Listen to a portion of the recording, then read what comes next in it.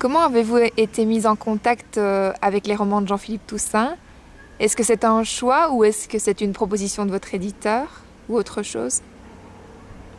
Pour Jean-Philippe Toussaint, c'était déjà en 89 pour la première fois que un critique français, Jean-Pierre Sargas, est venu à Prague pour présenter un peu la littérature française contemporaine. Et à l'époque, il m'a donné deux livres, l'appareil photo de Jean-Philippe Toussaint et le lac de Jeanne Schnoss. Les deux livres étaient pour moi comme une apparition. Et là, je me suis dit, il faut le traduire. J'ai traduit l'appareil photo sans avoir un contrat pour la publication. Après l'avoir traduit, j'ai longtemps cherché quelqu'un qui ait l'audace de publier, etc. Parce que c'était un auteur inconnu. Les éditeurs ils me disaient il faut trouver un Balzac, un Stendhal, etc. pour publier.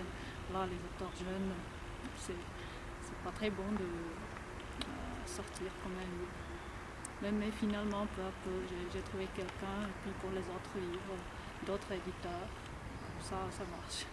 D'accord. Et est-ce que vous vous intéressez uniquement à Jean-Philippe Toussaint ou à la littérature belge en général?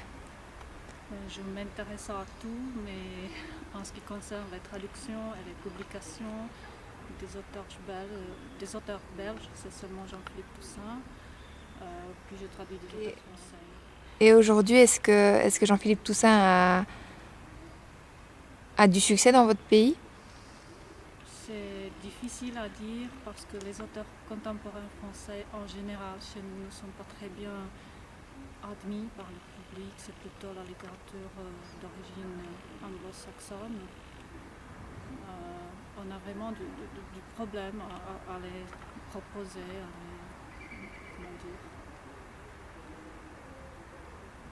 Oui, à à les les traduire, introduire à les faire lire. dans la sphère Alors littéraire. que Vous éprouvez des difficultés à le traduire lui par rapport à son style? c'est pas tout à fait facile, mais comme j'aime les textes, j'adore faire ce travail et ça me donne du plaisir. Je ne le prends pas comme un travail pénible.